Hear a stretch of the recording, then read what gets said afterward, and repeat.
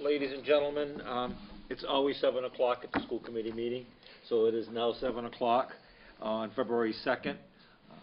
We lucked out a little bit, given the fact that we had mostly rain today instead of snow, but we'll take that rather than be digging out another foot. This is a regular scheduled meeting. It's a regular meeting of the Wareham School Committee, and we set this meeting up for a particular purpose to go over the transportation bids. At this particular point in time, is there any public participation? Seeing none, we'll go right to the Transportation Department. Actually, I'm going to do the bid thing. You're going to do the presentation? Yes, and then, okay. Then Jeff can... All right, there's going to be a PowerPoint presentation, so and we don't have the other screen set up, so that if we can just take a seat in the audience, and we'll reconvene up here after the presentation. Does yours, Jeff, have the one with the bank numbers? If not, it's on this one. Bank numbers? Yeah, bank numbers. Bank? You have yours, right? I'm trying to remember what it is.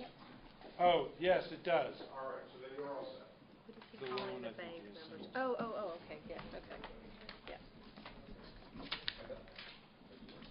Oh, we don't have to stay up here? Yay!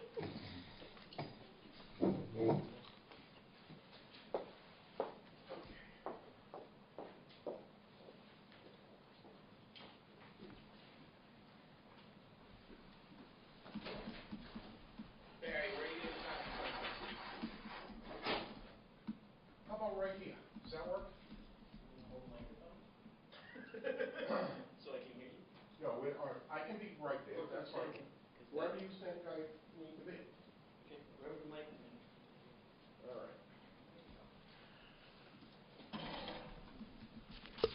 Thank you, ladies and gentlemen. Actually, thank you. I don't have my fancy clicker to make it move ahead, but Rhonda will do the honors. So, if we go right to the next slide, the school department put together a set of bid specs that, with the addendums, were approximately 90 pages.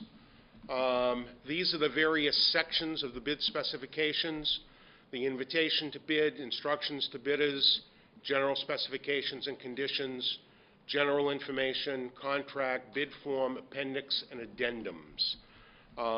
I did share this with Mr. Andrews before this went out into the journal where it was advertised. We had 4 qualified bidders, and I believe on the next slide we will see what their results were. So we had Trembley's, Bernie Bus, First Student, and Durham. For your information, First Student is the largest bus company in the United States. Durham is number 2. Bernie and Trembley's, actually, Jeff, you may, Trembley's is local, but what about Bernie? Where are they from? New York.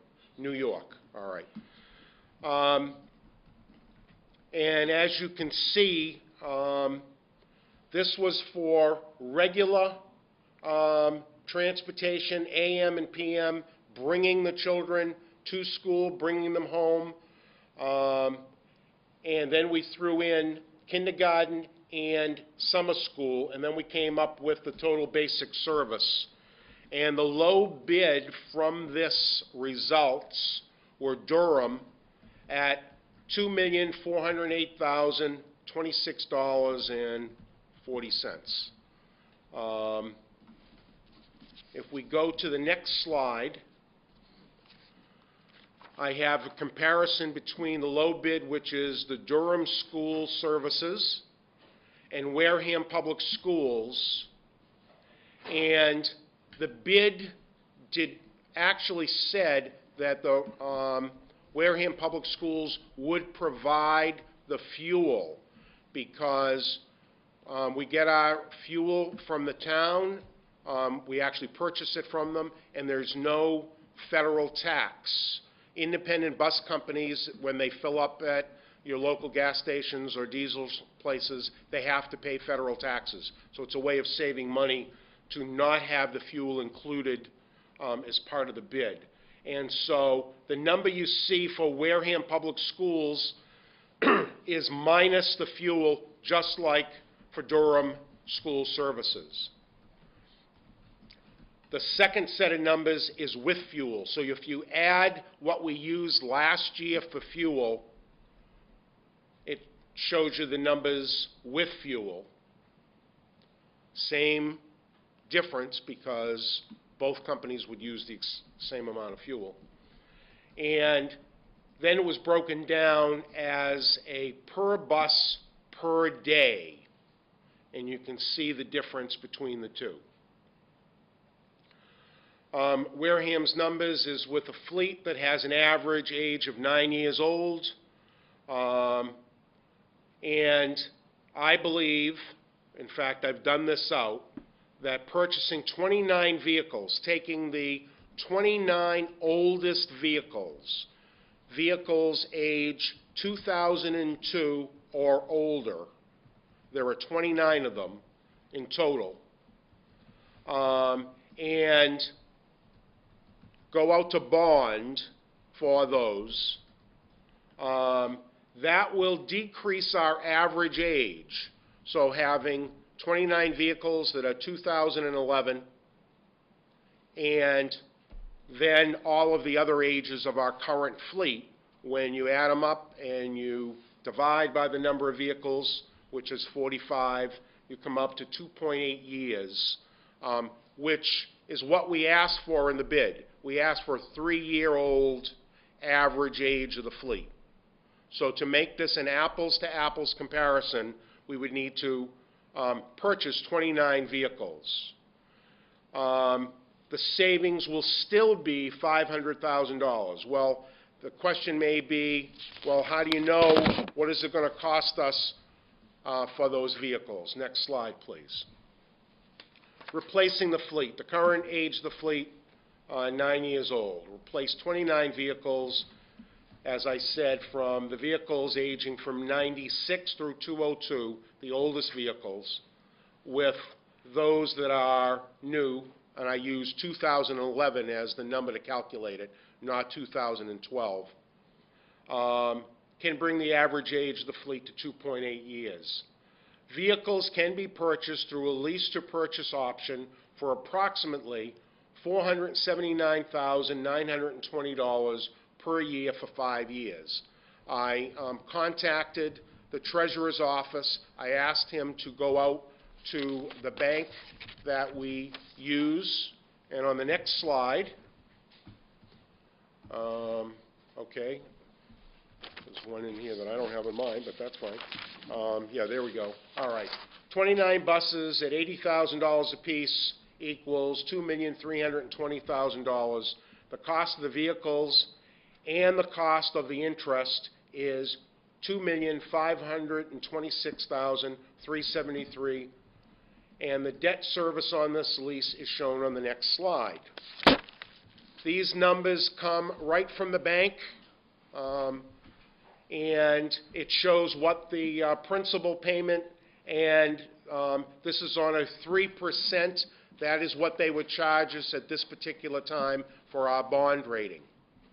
And so if we take the interest and the principal, so total of principal and interest, and it comes up to that number, $2,526,373.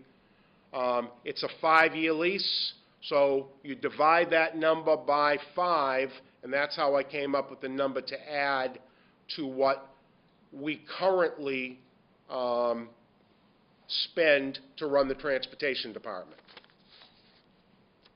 So if we take the number with fuel and we add to it the lease cost, We still have Durham that is asking for $2,588,150.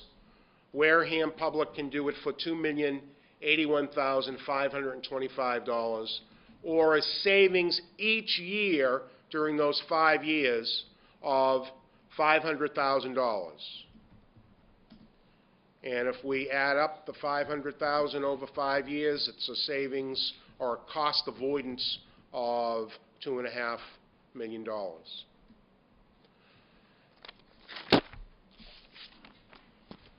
Questions from the school committee for my part of this presentation?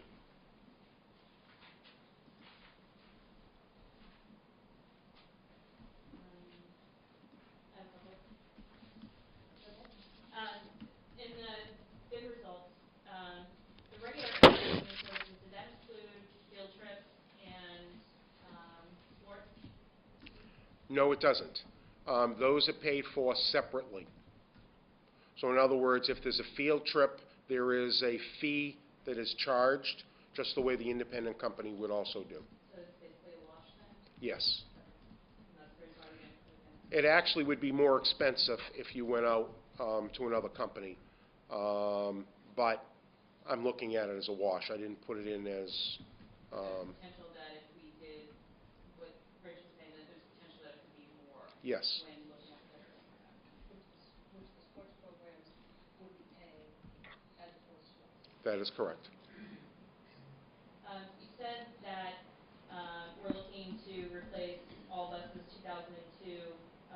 If 1996 through 2002, what would then be the next oldest bus? Is it 2003, 2004? Yes, 2003.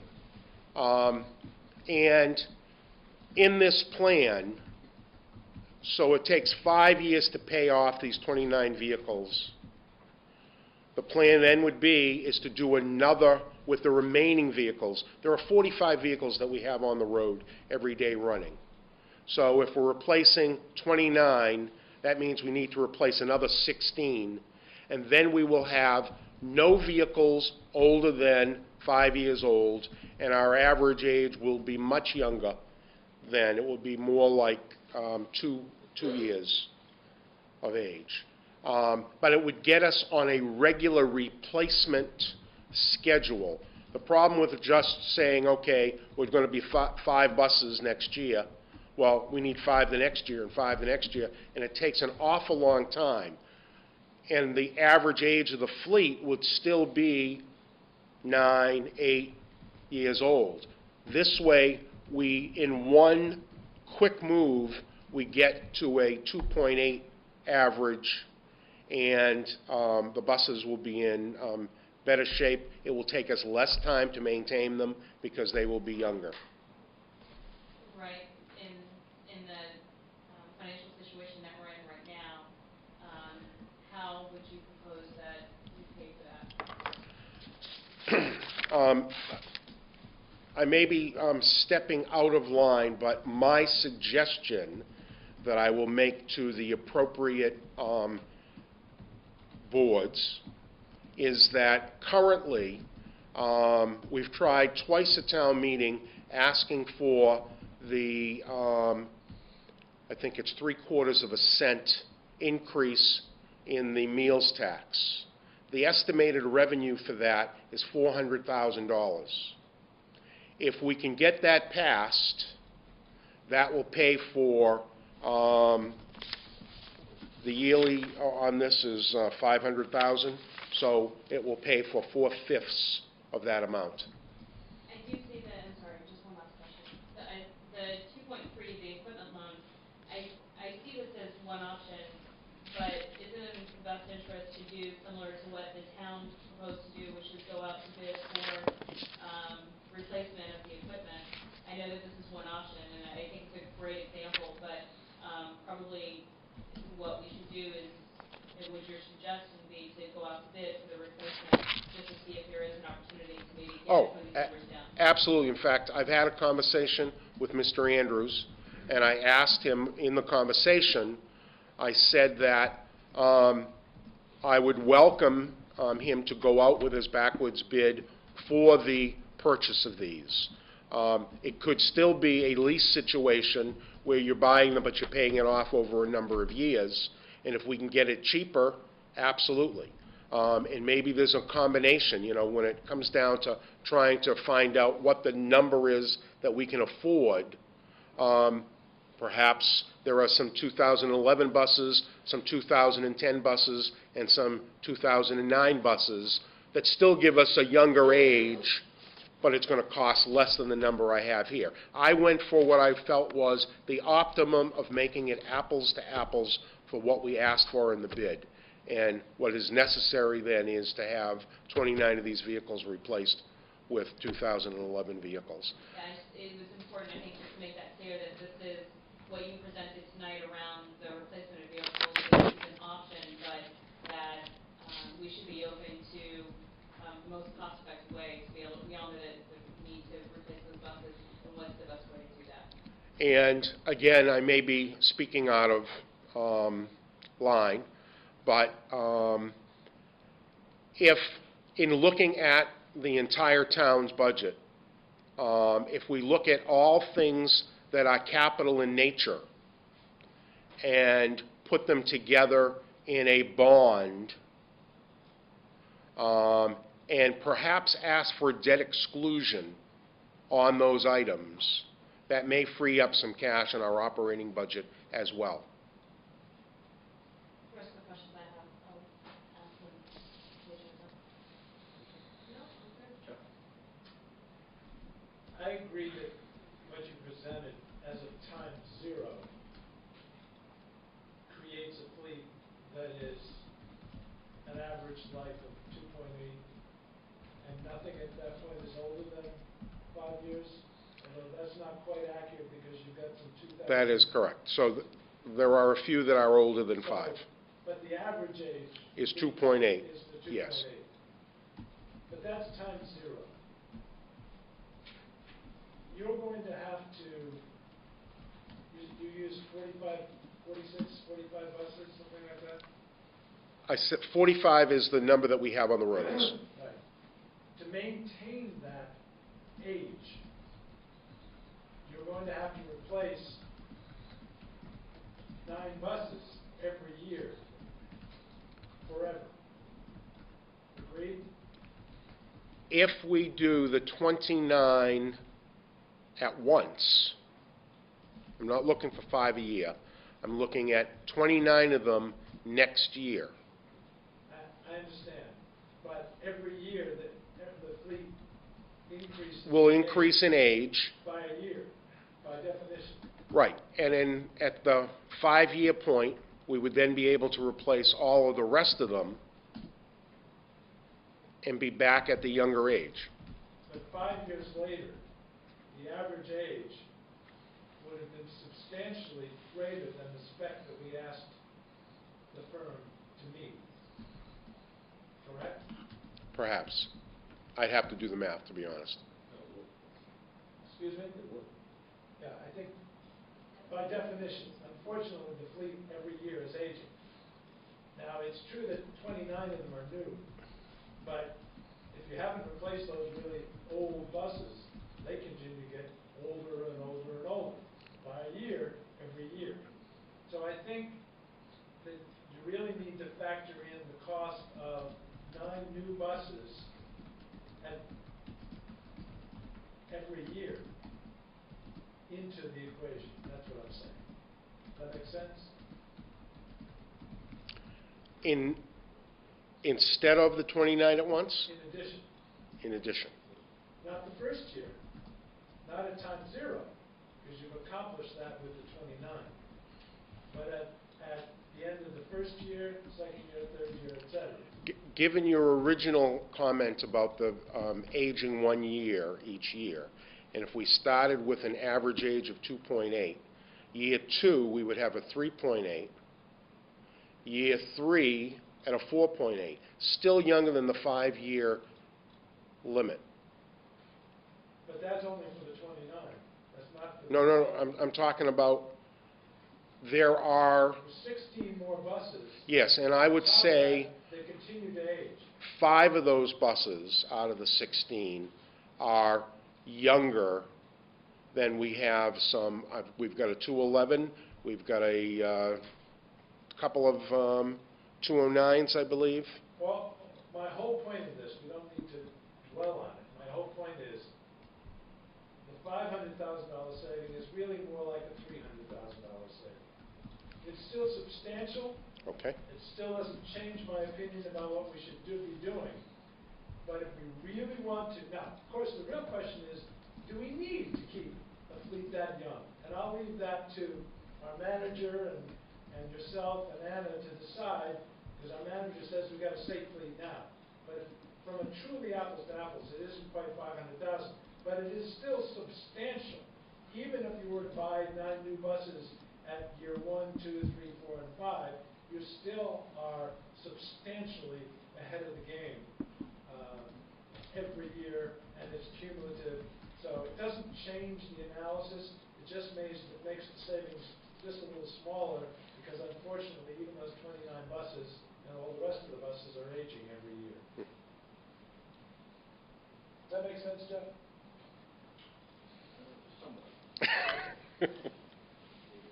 Dr. Evans, a couple of questions.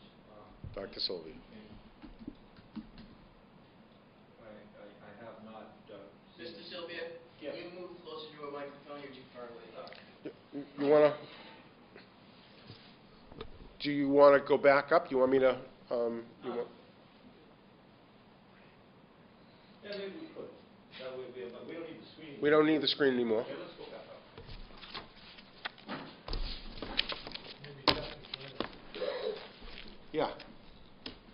Come on up. Water's fine. Do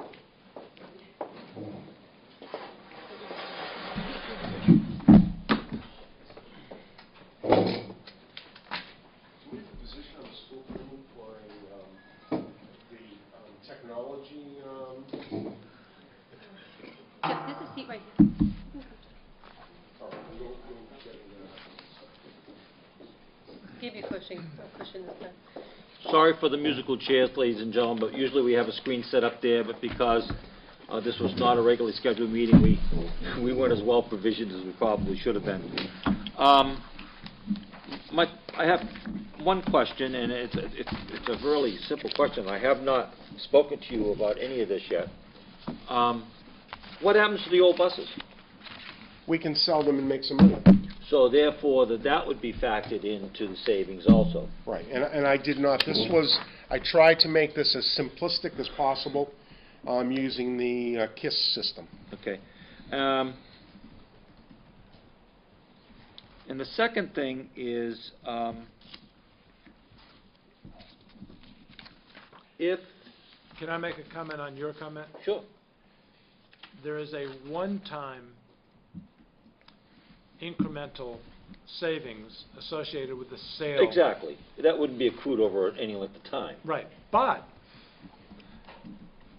every time we dispose of a bus, there is residual value, because it's very clear from our own fleet that the buses are not used up at the end of 5 years.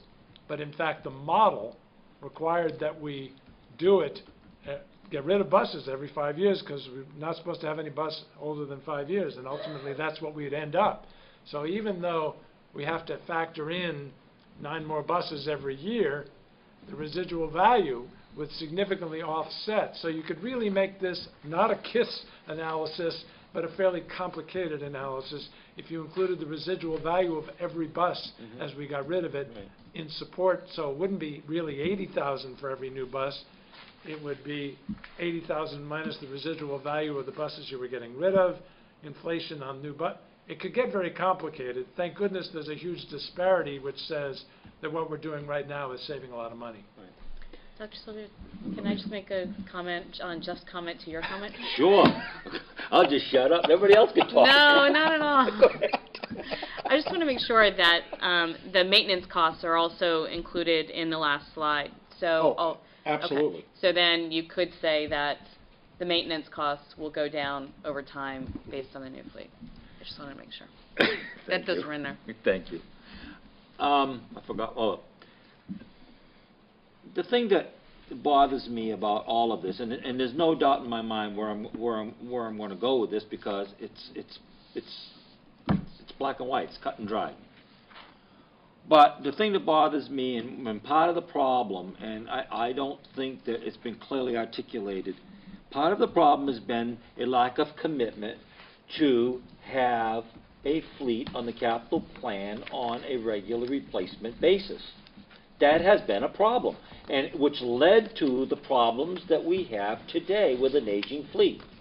The thing is, there has to be a conversation with everyone involved in this. The town administrator, the finance committee, the purchasing agent, the school committee, the superintendent, in terms of committing to a replacement policy that allows this to happen.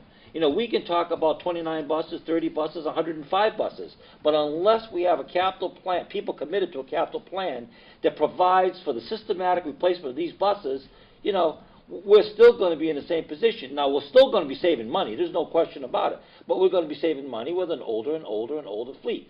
The problem with an older and older fleet is when it goes out to bid, you're saving money on one side, but as you all know, we're going to be paying more in terms of repair, expense, and upkeep. So the thing that kind of bothers me about the whole thing is the fact that there hasn't been a commitment to put replacement of this fleet as a regular part of a capital plan. Now, I may be all wet on this, and I might be disillusioned on this, or I may be pessimistic on this, but that has been the track record, and it bothers me. Jeff? Let me agree with you, but I think it's a broader issue than just school buses. Having served on the finance committee absolutely. for 6 years, there is approximately, I'm ballparking these numbers, but it's a little over $3 million worth of depreciation expense that is noted in our financial reports for the town, but never sees the actual operating budget that the town meeting votes on.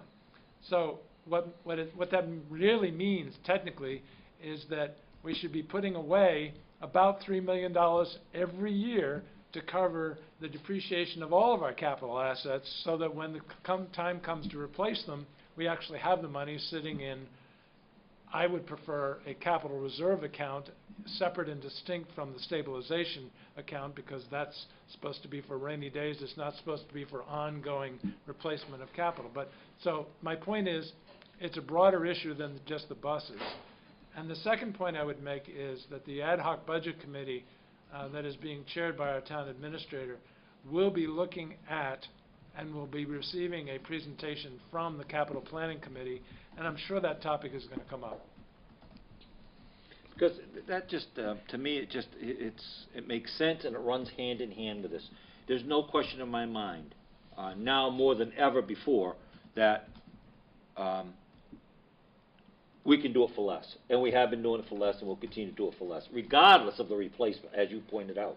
Regardless of the replacement, we're still going to be able to do it for less, considerably less. So, as far as I'm concerned, you know, it's a slam dunk from that perspective. But it does bother me that we have never committed ourselves to the systematic replacement of the vehicles. Rhonda, anything else? Rachel? Jeff? Can we hear from Mr. Tatro if he has a recommendation? Or yes, but on your comment about the commitment, I would like to say that I believe the Capital Planning Committee is committed. They have done a lot of work over the last year of coming up with the needs of the town. There's been discussions about, you know, what's needed as far as renovating Minot Forest and then Deacus. They were in my office with the town administrator talking about, I put on the table the fleet of buses, and so they are aware of it. They're aware of it. The issue is that there isn't enough revenue to do as much as they need to, and that's why it has to be looked at creatively in finding other ways, because the safety of everybody is at stake, whether it's police cruisers or school buses. Both need to happen. I'm not making inferences towards the current capital planning committee, because I know how hard they've worked, okay? All I'm making an historical statement on this, that we haven't had in the past, the commitment for this. I do agree with you that this capital planning committee, you know, is committed to a capital plan that makes sense and meets the needs of the town. So I wasn't in any way, shape, or form casting aspersions on the current capital planning committee. But historically, it has never, it's something that has to be done. We have to take care of not only our equipment, but we have to take care of our assets in town. And we have to figure out a way to do it. And now, if that means creative financing, if that means other sources of revenue, whatever, okay? But you can't always deal with a revenue problem from the expense side. That's all I'm saying. Jeff, do you want to say anything? I think everything's been covered, unless you have a specific question or anything. I mean, I don't. everything's been Any gone questions over. for Jeff? Sure, Rhonda? just one. Go ahead. The presentation that you saw today, your recommendation, or not recommendation, but your opinion is that, is the same as Dr. Rabinovich, that looking at the numbers and the bids that came in, and I know that you went through them, that what is in the best interest of the town is to continue with the business that we have, but really look at the best way to replace the vehicles? Yes, it's more cost effective for Wareham Public Schools to provide transportation to Wareham students. In the state of, just one more question. Yeah. In the state of Massachusetts, I'm sorry I don't know the answer to this question, but what percentage, does anybody know the answer to this, what percentage of the towns do their own transportation compared to bidding them out? I don't know an exact percentage. I know there has been an increase in more interest in going back to town-run school buses.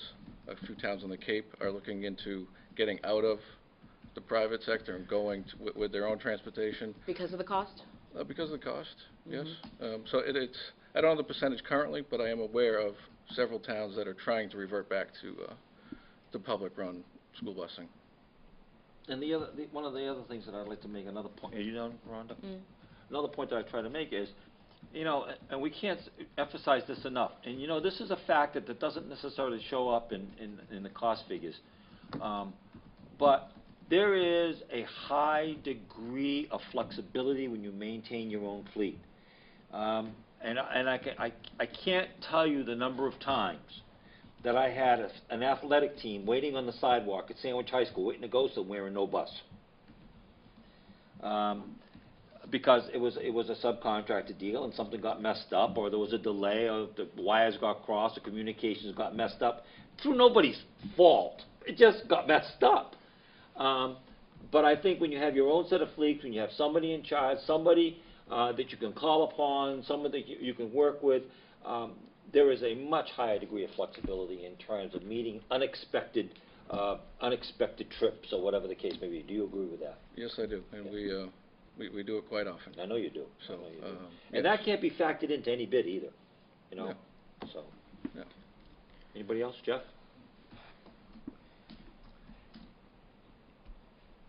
Given the resources, both human as well as the physical assets of the garage that you have, what is the capacity of your department to repair and maintain the bus fleet with respect to its age? In other words, if, for example, you didn't have a garage and didn't have any mechanics, then you would like to say, well, I'd want all my buses to be very new because I don't have the capacity to repair them. On the other hand, you do have the capacity to repair. So how old a fleet do you think we should have?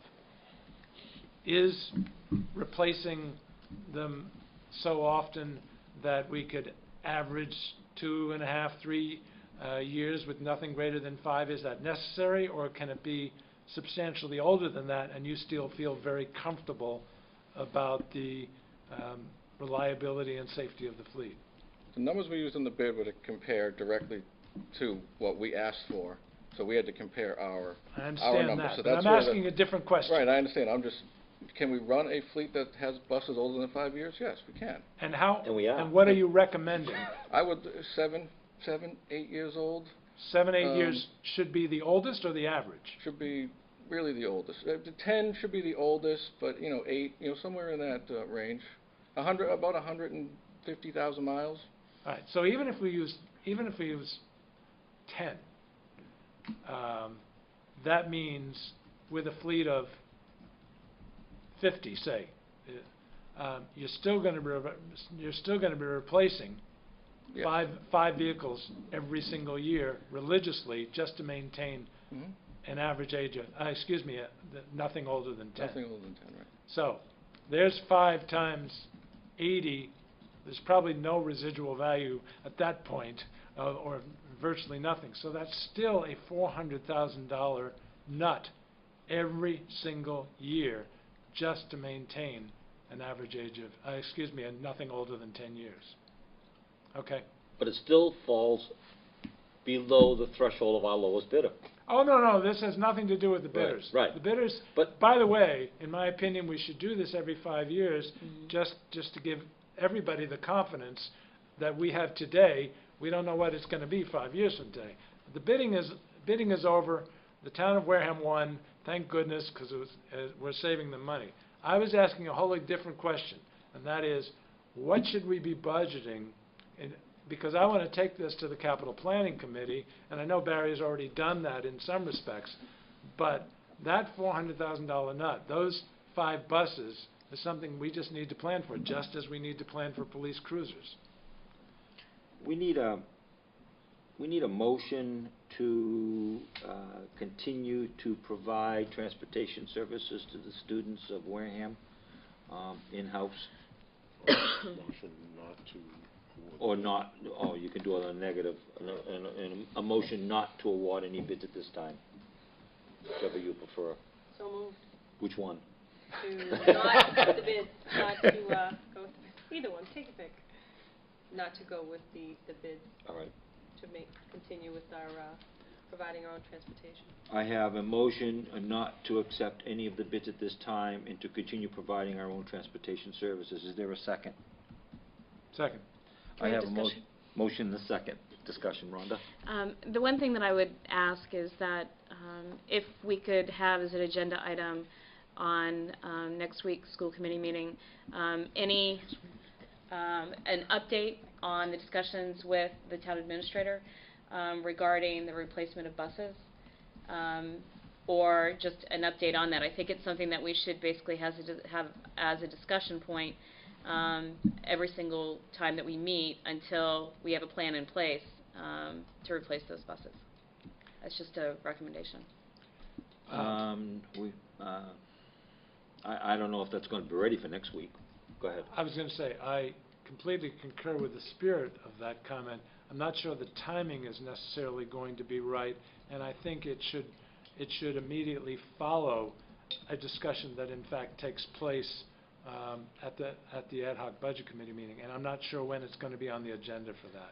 Well, the ad hoc's on the agenda for next week, as committee report. No, at the ad hoc. Oh, on meeting, their- capital on their planning. agenda. We're Right. meeting for this coming Friday plus Right. the following Friday. Right. But what I'm not sure is when the capital planning committee Right. will be on the agenda. I can commit to the school committee that any time, through any vehicle, a discussion is had about replacing the bus fleet, that we'll put it on the agenda as an agenda item. Either through myself, with our monthly meetings, or the superintendent, or the ad hoc committee. If there's any discussions about, the fleet and replacing and capital needs, I will put it on the agenda. Will that suffice? Yeah. Perhaps you'd like Rhonda or myself to just report as part of the reports on the ad hoc budget committee as Well, regular. that's going to be part of the reports, and it may come up then, but clearly, if there is some specific discussion, and you want a specific agenda item on transportation, we can do that. Okay. Okay, any other discussion on the motion? I have one more question. Go ahead, I Rhonda. apologize. That's okay. And Dr. Rich, I didn't get a chance to ask you this before. The bids, are they public record?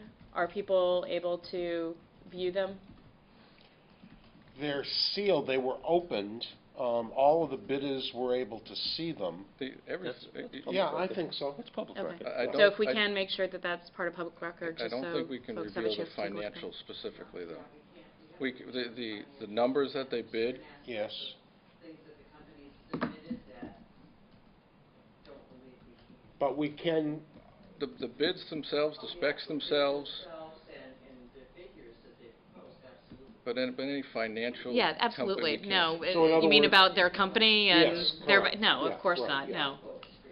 No, if we because can, that's part of what we ask for. right, no, I understand, but taking out the things that, right, would not Yes, be, yep. okay, all right. Any other discussion? All in favor? Aye. Opposed? 400. Incidentally, for the record, Mr. Font is working tonight, so he could not be here this evening. He had a, It was raining all day today. well, no, he's working at night. He has another job. I'm joking. Yeah. Do you want to have him do his thing, and I then will. we can talk about the policy? The policy is not gonna come up tonight. The meeting was. The meeting was postponed. But because Jeff was here, you may want to. Oh, we have could a talk about it. conversation. Oh, absolutely. But Okay. I also, through you, Mr. Chairman. Yes. That the policy on transportation of driver, I think that probably should be tabled because I know that Kenny had a lot of questions. No, we're not voting on it tonight. Okay. No. Okay. You'll just have to come back again with him. So has everybody got? But we can No, I listen to didn't give what it to everybody. Jeff has to say about it. I mean, we don't have to bring him back. I mean, You gave we these can out give to Kenny the everybody. information This I gave to everybody. while he's here. This I did not. Why don't we? Where is Yeah. my, You can pass, I know I got it. Oh, all right, what happened to my agenda? Here, I got it. All right, Okay. this is for Jeff's.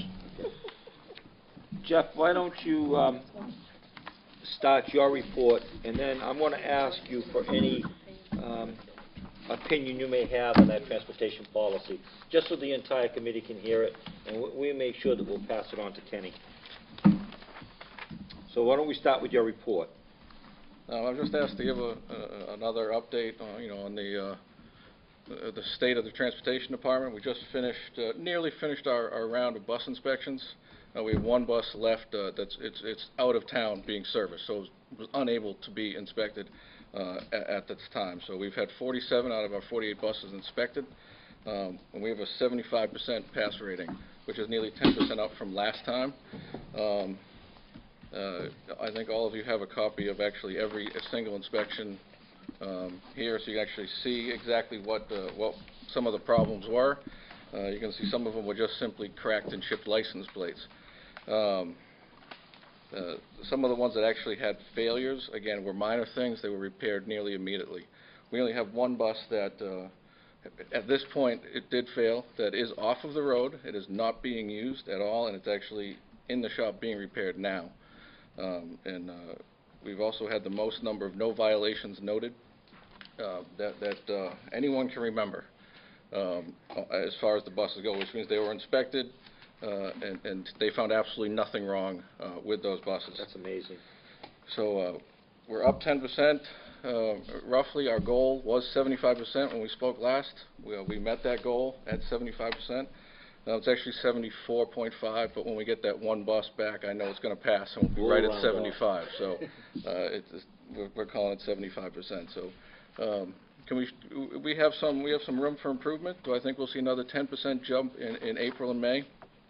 I would like to hope so, but I think if we go up 5% to about 80, because as you can see, some of these failures, I talked last time, some of them are just fluky things. And unfortunately, some of these failures, again, this time were fluky things. A frayed seatbelt that, unfortunately, when it was coiled, the fray was inside, where the seatbelt actually wraps up. And unfortunately, we missed it in our pre-inspections. So, that was one, we missed that one. It's a difficult one, but we learned from it. And next time we do our pre-inspections, we'll be pulling out all the seatbelts. So I think we have some improvement. So that's how our inspections went. Any questions on that part? And you're inspected 3 times a year, is that correct? That's correct.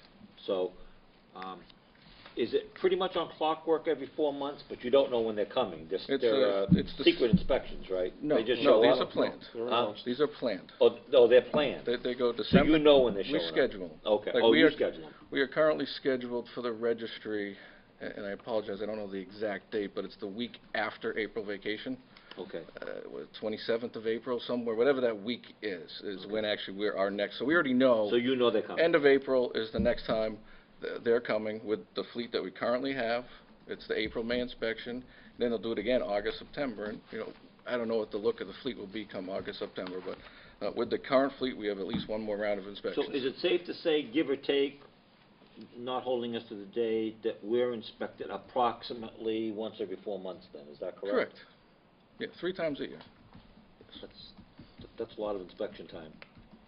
And the entire fleet is inspected, is that correct? Correct. Every single Every single bus. every single school bus, 7D vehicle, everything. Rachel? What does that take? About a week. They do 10 a day. Okay. No, I was just looking, I don't see anything that's actually, And we have we block 5 days, and they do 10 a day, so we have 48 units. So No, so I- we're blocked out for a week. I have no questions. Jeff? There's only one of these bus failures that truly bothers me, and that is on the last page, both right side pre-warning lights out. Mm-hmm. How could that happen if it's? Because and if you had the inspector here, he would tell you the same thing. They went out while it was inside the garage. We pulled into the garage, they were working. As we talked about one of those fluky things, it was in the garage, the light, they were working, and they went out. Wow. There was an electrical short somewhere that happened at that exact moment of pulling it into the garage. That's one of those unfortunate things that happen. I'm glad to hear that. I'm glad to hear there was no driver problem. Nope. Good, that's good. You know what, and in retrospect, Jeff, I'm very glad it happened in the garage and it didn't happen on the road. Absolutely. So, yes, it's unfortunate, but it couldn't have happened at a better place. Great, glad to hear it. Anything else, Jeff? No, thank you. Rhonda? Why the big jump? What did you see? Why did we increase by 10%? Mm-hmm. And why do you see that we're going to increase another 10%? No, I don't want to say we're going to increase another 10%. Okay. I think 80, maybe I heard another 5. I heard 5. Sorry. I think, Wishful thinking. You got to watch You said that. 15, right? I mean, That's an I old would, marketing ploy. 80% is only 2 or 3 more buses passing, and you can see just from the ones that did fail that's a realistic expectation. Why the increase in 10%? Because our mechanics have been given control to do what they need to do without going through all kinds of circles to repair a bus. And in addition to that, all of our buses are on Easy Bus, which I'll report on later. We're using it to its fullest capacity. Every unit's been inputted into the system with current mileage, so that every bus gets brought in roughly every 4,500 miles, just to be looked at. And because of that, just the 45s, I know for a fact we caught at least 6 defects that could have potentially failed a bus. And we're talking just a minor leak on the turbo boost. Nothing that's going to impact the safety or the vehicle operation at all. But you can't have a leaky turbo. So because it was brought in on their 45, we were able to catch it and repair the leak right then. Is that something new that just started, the 45-day? It's 4,500 miles. $4,500. It's a system that was in place in the town prior to my arrival, but was never used to its fullest capabilities. Okay. We've updated the system. We've been on the phone with Easy Bus. Our mechanics have actually learned how to use it properly. We've taken the department dispatcher or secretary, whatever you want to call her, to input all of the mileage data weekly, which we now ask for on timesheets. So rather than get mileage once a month, we get it on a weekly basis. So because we can utilize this and we know what's coming up, we get to physically look at these things every 4,500 miles. And it's been a huge asset as you can see. I mean, that's a direct result. It's given the techs the equipment that they need and the ability to get what they need to get and to utilize the 4,500 system is what's caused this increase. Thanks. The only other thing is, you know, posting, is this, can this be posted somewhere online? I know we handed it out here today, but in the spirit of transparency, let's get this out there. Absolutely. We'll put it on the webpage. Okay. It may have to be edited a little bit, but.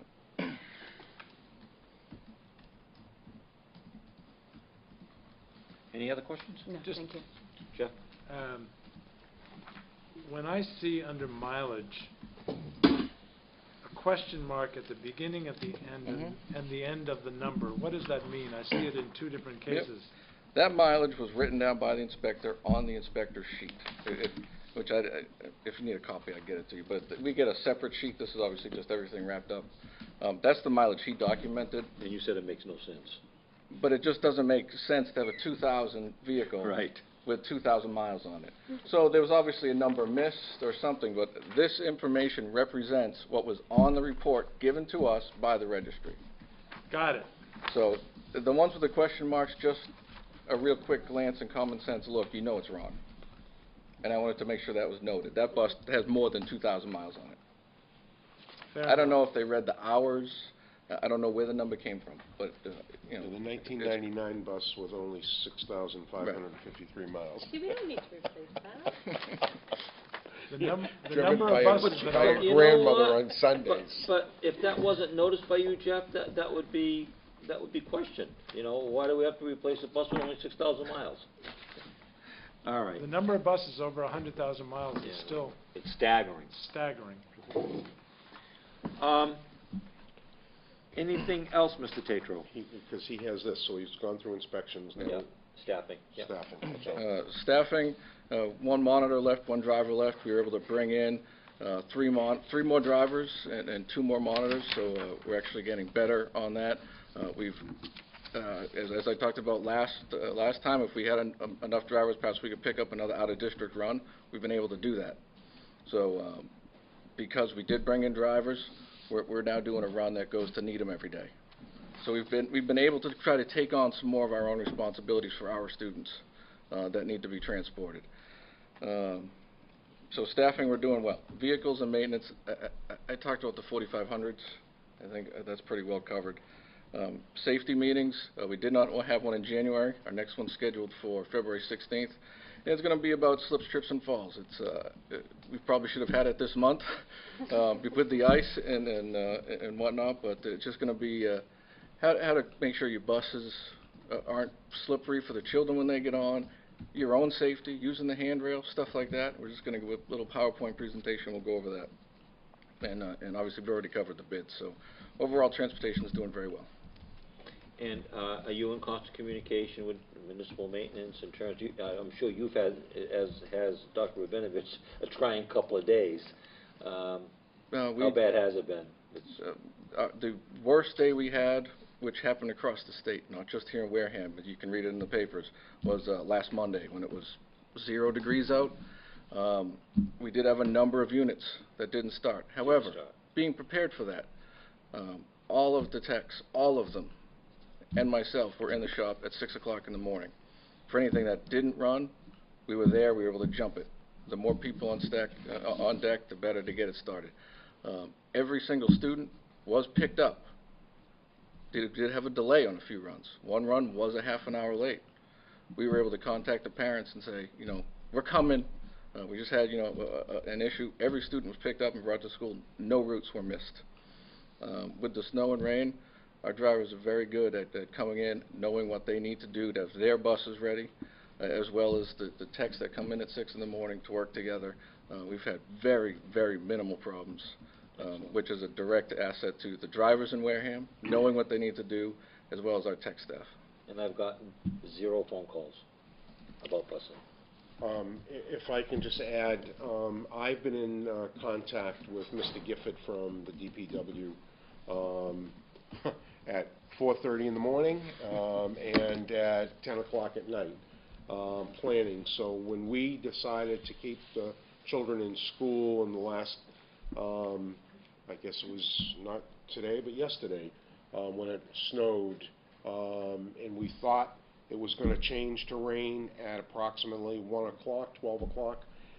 It did, and with Mr. Gifford's help, we decided by keeping them in, he was able to get the trucks out at noon time to hit it one more time with his plows and some sand and salt. And it was much better going home at 2 o'clock than it Absolutely. would have been going home at noontime. But, you know, those are the kind of decisions you make at, you know, listening to all the data that's out there at the time. And Mark Gifford has been very good doing that with me. And the other thing, too, is early release is real tough on the parents. Extremely. Because, you know, it's real hard on the parents. We like a So- full day. No, I mean, and especially if they, you know, If they're working. if they're working and they don't have babysit, it's just, if we can, it's much better to keep them in school, so. Any other questions for Mr. Tatro? I have one. Yes, Rhonda. The safety seminars that you're doing with the school bus drivers, the new bowling policy that came out, has that been reviewed yet with the drivers? I haven't got a finished copy of it yet, so I haven't seen it, but as soon as we get Mr. one. Lozon is actually, I believe, coming to the school board next week to do his presentation on bullying, and as part of that, he'll talk about the training, the ongoing training. He has a number of trainings coming. So all staff within the system, including drivers, will be getting that training. Thanks. Anything else? Okay, I want to thank Mr. Tatro for his efforts. I want to thank him for coming tonight. I know it was a meeting that I felt that we needed to get this updated. We needed to take care of it. We needed to discuss the bids, and I appreciate everything you're doing. Thank you very much. And I think I speak in behalf of the board. Thank you. Thank you. Thank you. Are we doing the policy on transportation? Oh, thank you. One Yeah. last thing. No, You thought you were going to get away so easily, except in my advanced chronology, sometimes I forget. Thank God I got a board that's on top of their game. There's been a lot of discussion, both at the policy review level and also last week at the school committee level, about drivers transporting their own children. And I think that there is a lot of differing opinions on the school committee about that issue. Could you just give us your insight on it, and pro, con, or how you see it, the good parts, the bad parts? Just be honest with us.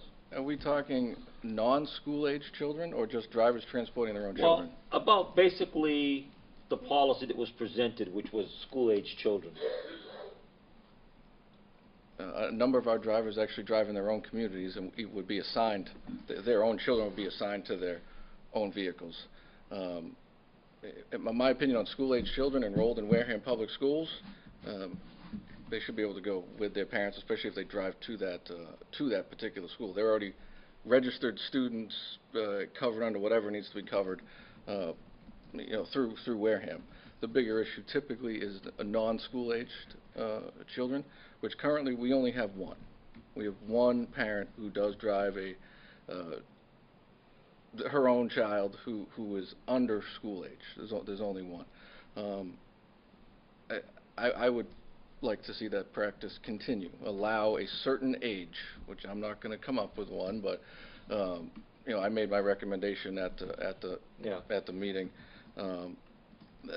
To do it, it's a benefit to some of the parents to be able to do that, is to bring their own child under school age on their vehicles, provided that they do meet certain requirements, perhaps even sign some type of waiver.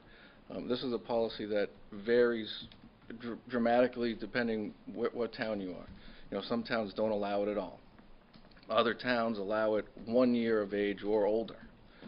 Some allow 3 or older. Go ahead. Was there a policy when you were in the private sector to address this? There was a company policy, Do you know but what that was? I do know what it was. But the town You want to policy, reveal it? the company policy was this was a company policy, but this could always be overridden by the contract. Company policy was 1 year or older, had to sit in any 1 year or 1 year or older, had to be able to sit upright and function for themselves. They had to be in the proper restraints, car seats, whatever you want to call it, and they could not be a distraction. But that was always overridden by, now some towns, that was fine. whatever your policy is, you go with it. But if the town had a different policy, then that's the one that met. Some towns were 3 years. Some did not allow it at all. And some, if they were school-aged and they were enrolled in that school system, they could go. So it does vary.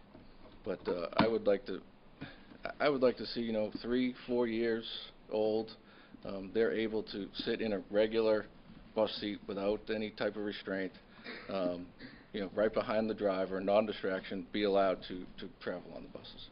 Okay, any questions to Mr. Tatro specifically on this issue? Rachel?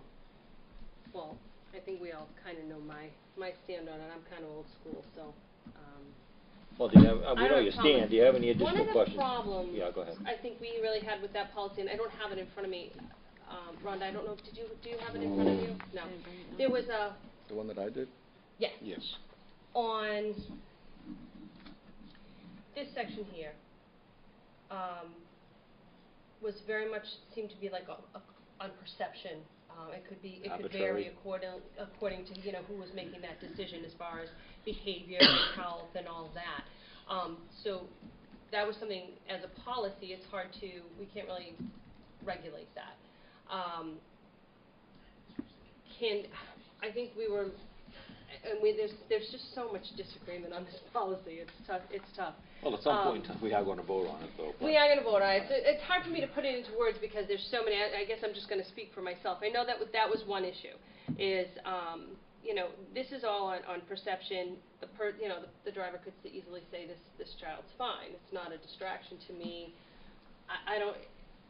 So that isn't something that we can throw into a policy. But how would you change that? How could you, in your experience, with your expertise in having dealt with this, how are ways that we can handle that can actually be put into a policy without it being a perception kind of thing? Does that make sense? It would just have to be spelled out exactly what our expectations were. Okay. It is one of those things, unfortunately, there's always going to be some opinion on an issue. Right. There might be a student that I think is just terribly behaved that shouldn't be, but realistically, they're completely fine when they're with their own parent and sitting behind them. So it's always going to be a perception issue. Well, I just think it's moot because I see, you always have some kids on the bus that are just horrendous, that I'm sure every bus driver has somebody that they'd love to pull over and say, get off, and can't, but they're a distraction. Right. Yeah. So I think it's hard to sit and say, oh, this one child could be a distraction when you have, 65, 70 kids behind you. Potential.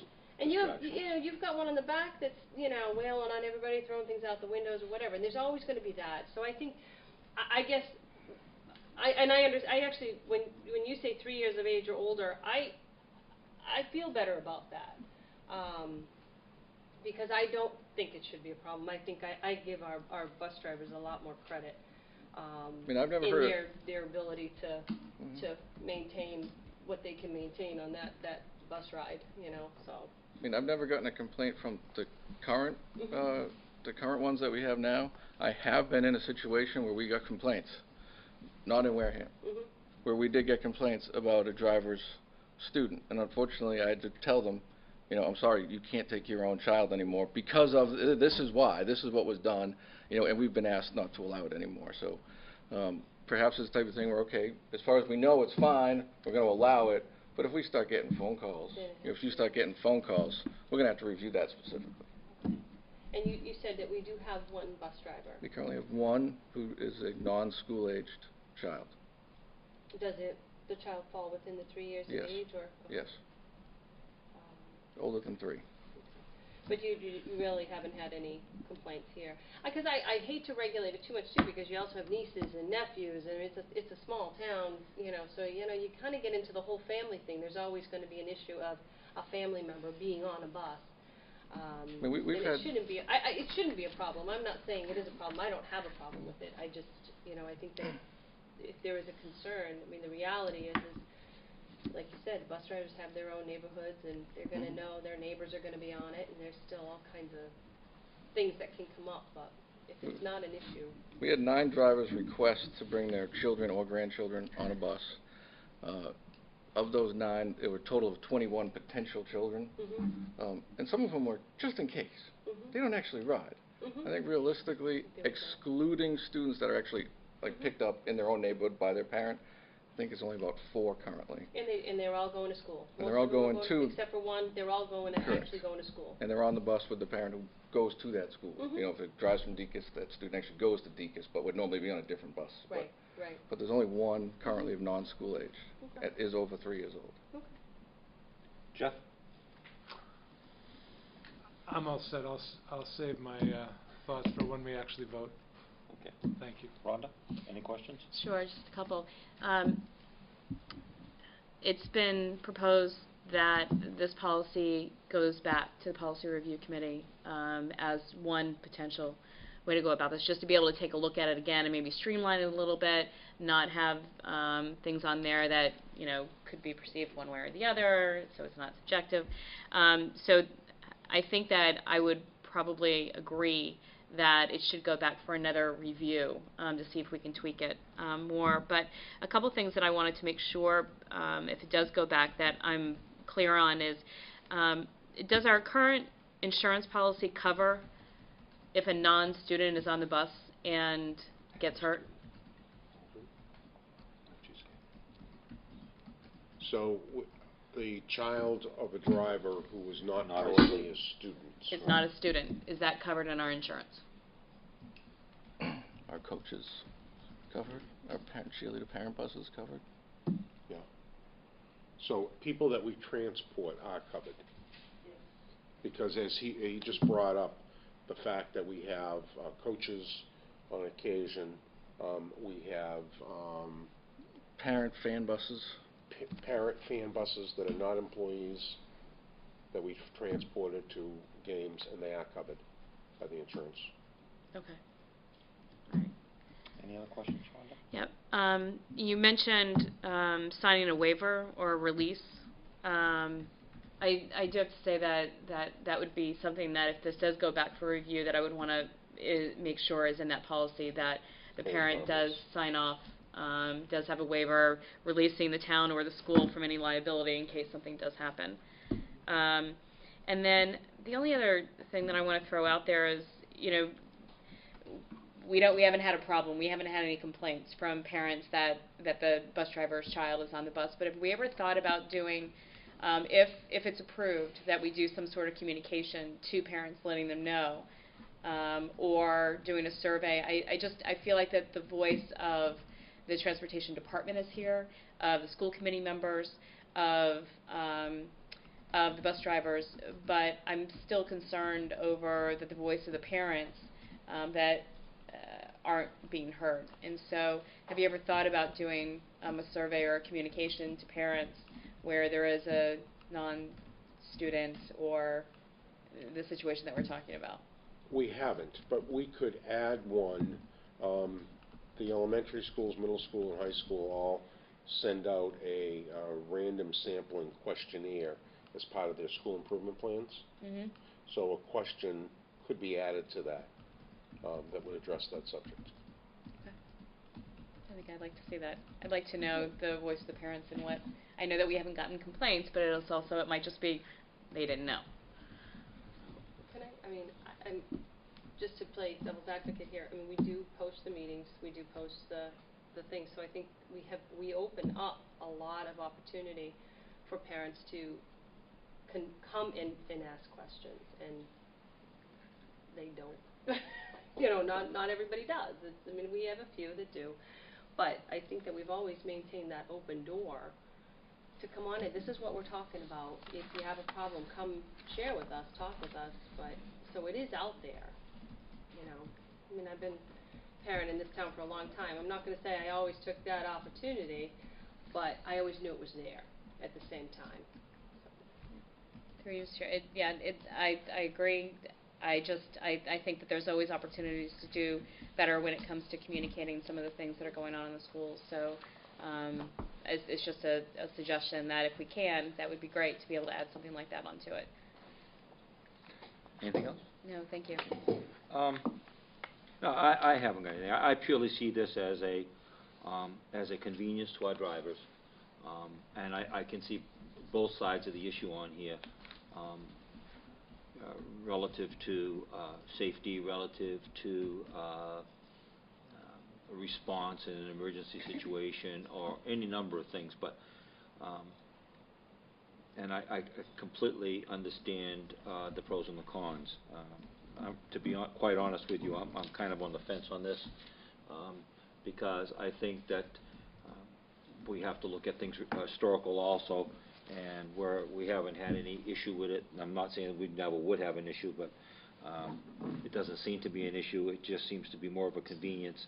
And so we'll send it back to the policy review, see what recommendations they come up with, and then at some point in time we're going to have to vote on it. So thank you, Mr. Tatro, for your time and your input. We appreciate it. Thank you. Thank you. A side note? Yeah. Just so you know, because I tried to do some research this week just about what other towns are doing in the policy, if you Google anything around school bus drivers, you get the worst stories Right. of other towns and what's going on. So I think that the drivers that you manage and that you employ are doing a fabulous job. I do too. Okay, is there any other business at this time? I'll entertain a motion. Move to adjourn. Second. All in favor? Aye. Opposed? We have adjourned. Thank you, ladies and gentlemen. Drive safely. Thank you, Jeff.